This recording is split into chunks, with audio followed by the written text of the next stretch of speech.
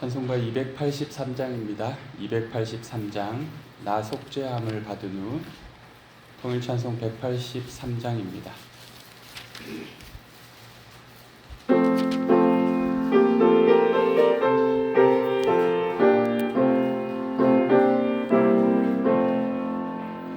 나 속죄함을 받은 후 한없는 기쁨은 다해 아릴 수 없어서 늘 찬송합니다. 나 속죄받은 후 주를 찬미하겠네. 나 속죄받은 후 주의 이름 찬미하겠네. 나 속죄함을 받은 후 내 맘이 새로워 주 뜻을 준행하면서 죄 길을 버리네. 나 속죄받은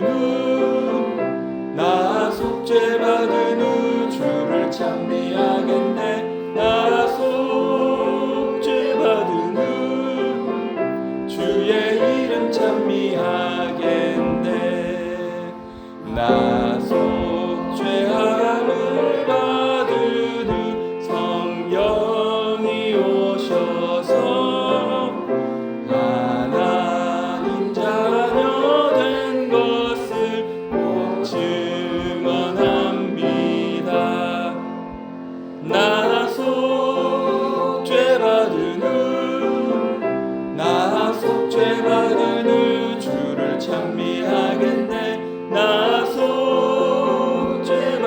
후 주의 이름 찬미하겠네.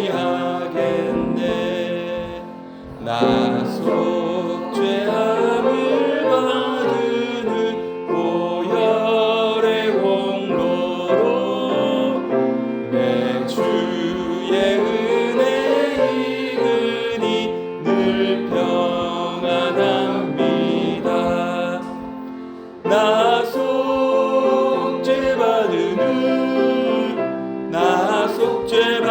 후 주를 찬미하겠네. 나 속죄받은 후 주의 이름 찬미하겠네.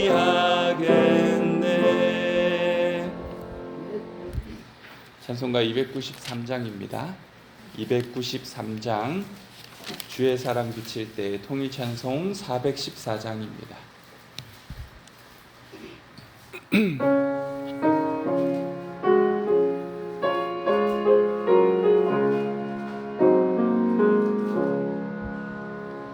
주의 사랑 비칠 때의 기쁨 오네. 근심 걱정 물러가고 기쁨 오네. 기도하게 하시며 희미한 것 물리쳐 주의 사랑 비칠 때 기쁨 오네. 그 큰 사랑 내 마음속에 충만하게 비칠 때에 찬송하네. 그 큰 사랑 내 마음속에 화평함과 기쁨 주네. 그 큰 사랑 주의 사랑 비칠 때에 이 세상은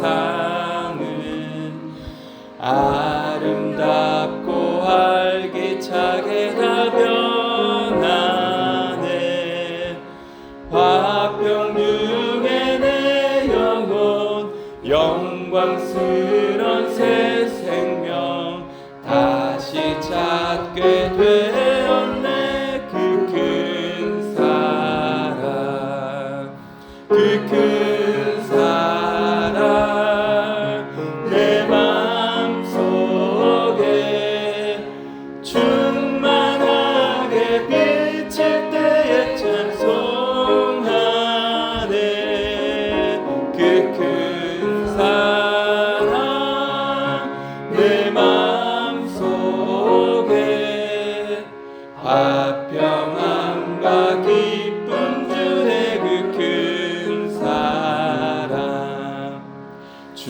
주의 사랑 비칠 때에 이 세상은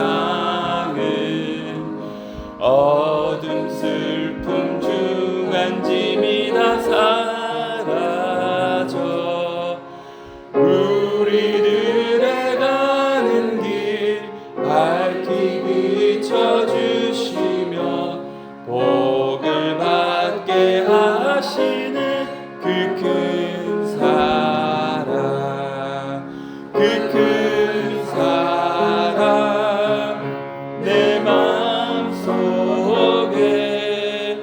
충만하게 비칠 때에 찬송하네. 그 큰 사랑 내 마음속에 화평함과 기쁨 주네. 그 큰 사랑 주의 사랑 비칠 때에 그 광채가 찬란하게 우리 둘러 비치겠네. 세상 모두 이기고 천국 생활할 때도 주의 사랑 비치네. 그 큰 사랑, 그 큰 사랑 내 마음속에 충만하게 비칠 때에 찬송하네. 그 큰 사랑 내 마음속에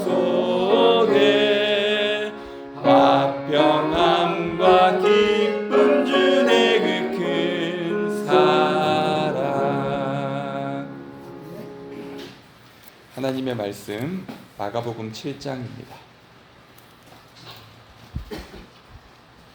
마가복음 7장 말씀입니다. 말씀을 한 절씩 교독하시겠습니다. 바리새인들과 또 서기관 중 몇이 예루살렘에서 와서 예수께 모여들었다가 그의 제자 중 몇 사람이 부정한 손, 곧 씻지 아니한 손으로 떡을 것을 보았더라. 바리새인들과 모든 유대인들은 장로들의 전통을 지켜 손을 잘 씻지 않고서는 음식을 먹지 아니하며 또 시장에서 돌아와서도 물을 뿌리지 않고서는 먹지 아니하며 그 외에 여러 가지를 지키어 오는 것이 있으니 전과 수발과 옷을 씻으리라. 이에 바리새인들과 서기관들이 예수께 묻되 어찌하여 당신의 제자들은 장로들의 전통을 준행하지 아니하고 부정한 손으로 떡을 먹나이까? 이르시되 이스라엘과 너희 외식하는 자에 대하여 잘 예언하여 또다 기도하였으며 이 백성이 두려는 나를 공경하되 마음을 내게서 멀도다. 사람의 계명으로 교훈을 삼아 가르치니 나를 헛되이 경배하는도다 하였느니라. 너희가 하나님의 계명을 버리고 사람의 전통을 지킵니다. 또 이르시되 너희가 너희 전통을 지키려고 하나님의 계명을 잘 저버리는도다. 모세는 내 부모를 공경하라 하고 아버지나 부모를 공경하는 자는 죽임을 당하리라. 너희는 이르되 사람이 아버지에게나 어머니에게나 말하기를 내가 드려 유익하게 할 것이 고르반 곧 하나님께 드림이 되었다고 하기만 하면 그만이라 하고 자기 아버지나 어머니에게 사실 아무것도 하여 드리기를 허락하지 아니하여 너희가 전한 전통으로 하나님의 말씀을 폐하며 또 이 같은 일을 많이 행하느니라 하시고 물을 너희가 보여주시되 너희는 다 내 말을 듣고 깨달으라. 무엇이든지 밖에서 사람에게로 들어가는 것은 능히 사람을 더럽게 하지 못하되 사람 안에서 나오는 것이 사람을 더럽게 하는 것이라 하시고 무리를 떠나 집으로 들어가시니 제자들이 그 비유를 묻자온대 예수께서 이르시되 너희로 이렇게 깨달음이 없느냐. 무엇이든지 밖에서 들어가는 것이 능히 사람을 더럽게 하지 못하는 알지 못하느냐. 이는 마음으로 들어가지 아니하고 배로 들어가 뒤로 나감이라. 이러므로 모든 음식물을 깨끗하다 하시니라. 또 이르시되 사람에게서 나오는 그것이 사람을 더럽게 하느니라. 속에서 곧 사람의 마음에서 나오는 것은 악한 생각 곧 음란과 도둑질과 살인과 가늠과 탐욕과 악독과 속임과 음란과 질투의 불감과 교만과 음매한 비밀. 이 모든 악한 것이 다 속에서 나와서 사람을 더럽게 하느니라. 예수께서 일어나서 거기를 떠나 동문 지방으로 가서 한 집에 들어가 아무도 모르게 안식을 하시니 숨길 수 없더라. 이에 더러운 귀신 들린 어린 딸을 둔 한 여자가 예수의 소문을 듣고 곧 와서 그 발 아래에 엎드리니 그 여자가 헬라이디여 수로보기를 조심하라. 자기 딸에게 주신이 쫓아내신 이를 강구하노라.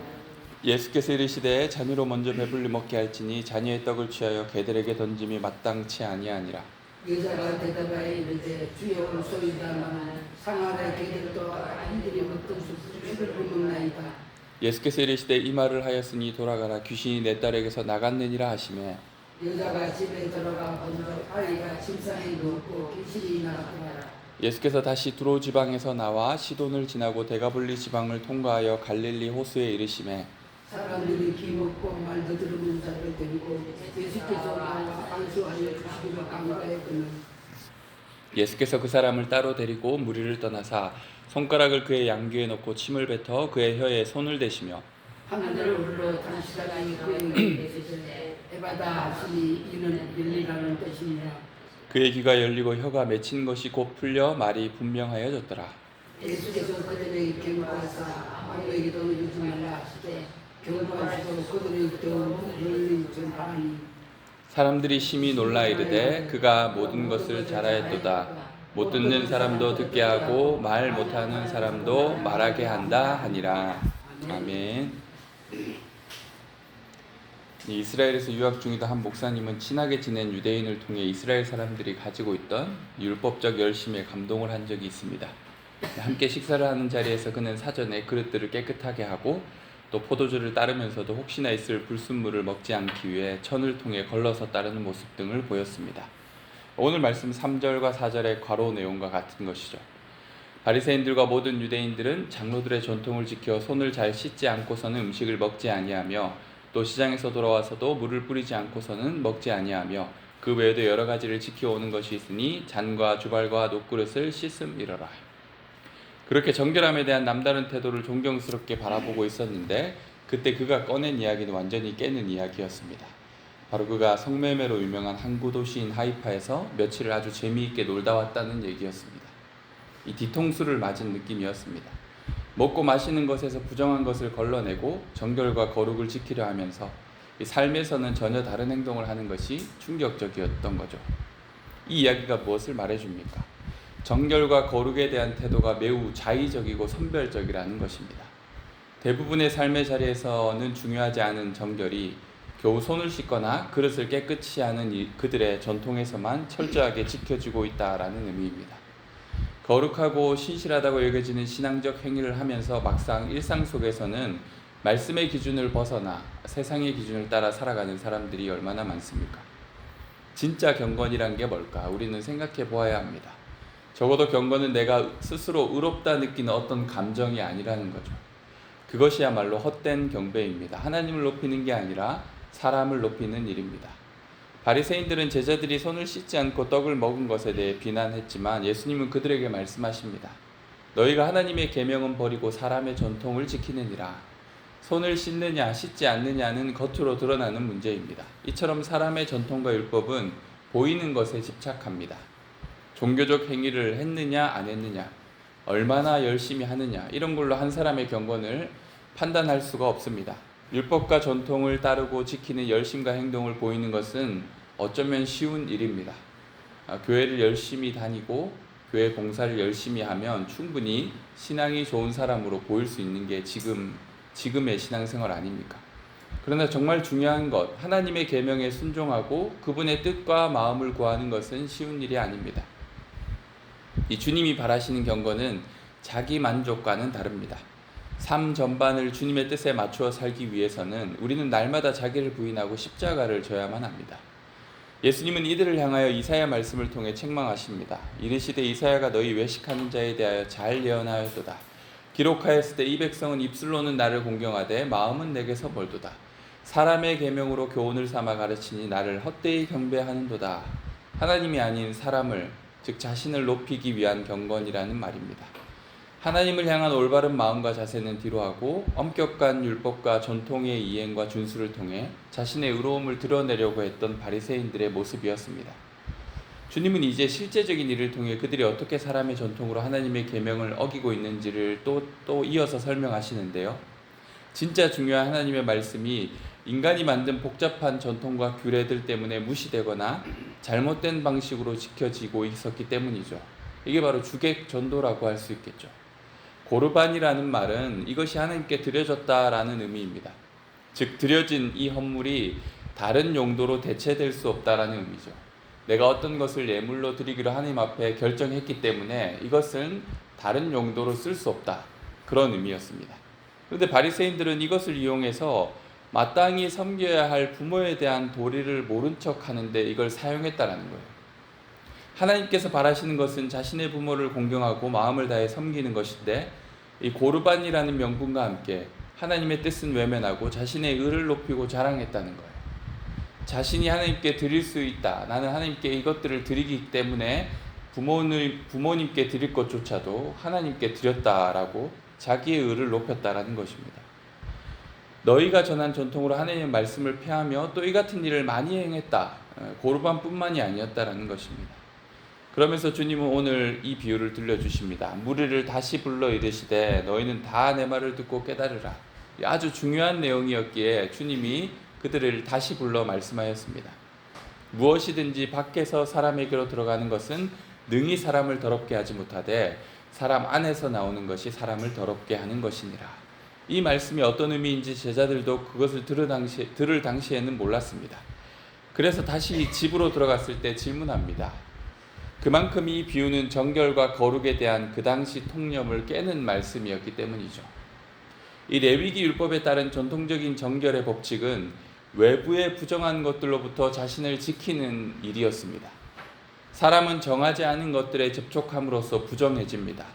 바리새인들이 장로들의 전통을 따라서 잔과 주발을 닦고 외출 위에 손을 씻는 행위가 바로 그런 외부로부터의 더러움을 차단하는 것이죠. 그런데 예수님은 말씀하십니다. 사실은 사람의 속에 있는 것이 더 더럽다. 21절과 23절 말씀이죠. 속에서 곧 사람의 마음에서 나오는 것은 악한 생각, 곧 음란과 도둑질과 살인과 간음과 탐욕과 악독과 속임과 음탕과 질투와 비방과 교만과 음해함이니 이 모든 악한 것이 다 속에서 나와서 사람을 더럽게 하느니라. 이스라엘의 종교 지도자들, 즉 자신이 경건하다고 자부하던 바리새인과 서기관들의 생각은 시작부터가 틀렸다라는 거예요. 자신들은 깨끗하고 거룩하기에 외부의 더러움만 피하면 된다라고 생각했습니다. 그렇게 그들은 외부의 환경과 자신들보다 율법을 지키지 못하는 소위 의롭지 못한 이들과 자신을 구별하였습니다. 그런 이들과 거리를 두는 것만이 자신을 깨끗하게 한다고 여겼습니다. 하지만 진짜 중요한 것은 그들 자신의 내면을 들여다보는 일이었습니다. 현대의 크리스찬들도 이와 같은 우를 범하지 않을까요? 나는 하나님의 자녀이기 때문에 깨끗하고 세상으로부터 자기를 지키기만 하면 된다라고 생각하는 거죠. 그래서 정결하지 못하고 깨끗하지 못한 이들과 거리를 두고 벽을 쌓고 자신의 경건은 그렇게 외부로부터 차단하기만 하면 된다라고 생각하는 것. 그리고 때로는 세상이라는 것과 그리고 세상 사람들과 자신을 적대적 관계에 놓는 것 자체가 경건이라고 생각하는 어리석음을 범하기도 합니다. 마태복음에서 예수님은 바리새인들을 책망하시며 말씀하십니다. 하루살이는 걸러내고 낙타는 삼키는구나. 겉으로 보여지는 하루살이는 잘 걸러낸다는 거예요. 이스라엘의 주 음료인 포도주를 만들다 보면 초파리가 단내에 이끌려서 포도주에 많이 들어갑니다. 그런데 곤충은 부정한 거잖아요. 먹으면 안 되는 거잖아요. 그래서 천을 통해서 그 하루살이를 다 걸러냈는데 예수님이 보기에는 그들이 하루살이는 잘 걸러내고 있는데 더 큰 낙타는 못 걸러냈다라는 거예요. 낙타가 뭡니까? 자기 마음에 들어와 있는 음탕과 악독과 거짓과 이런 것들이죠. 우리는 어제 4가지 땅에 뿌려진 씨에 대한 비유를 보았습니다. 주님의 말씀, 주님의 계명이 성취되고 열매를 맺기 위해서는 밭이 중요한데 그 밭은 사람의 마음, 준비된 심령이라 할 수 있어요. 그래서 구약의 선지자는 끊임없이 말씀하였습니다. 옷을 찢지 말고 마음을 찢어라. 마음의 할례를 행해라.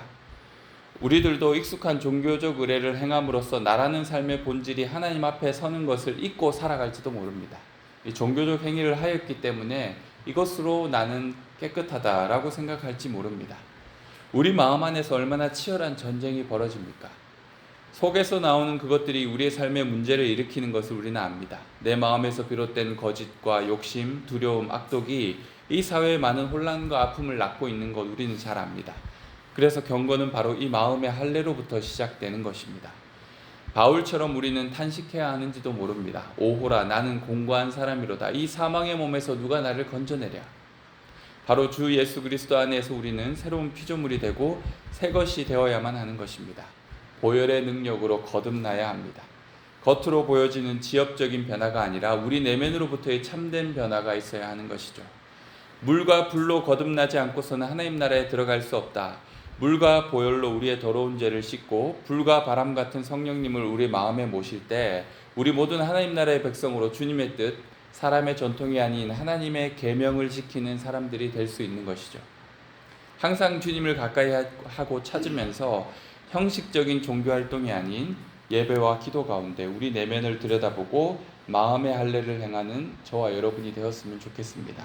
그래서 사람의 전통이 아니라 나를 높이고 나의 의로움을 자랑하는 사람의 계명이 아니라 하나님의 뜻을 구하는 가난한 심령으로 주님의 뜻을 이루어가는 하나님의 사람들이 되시기를 소망합니다.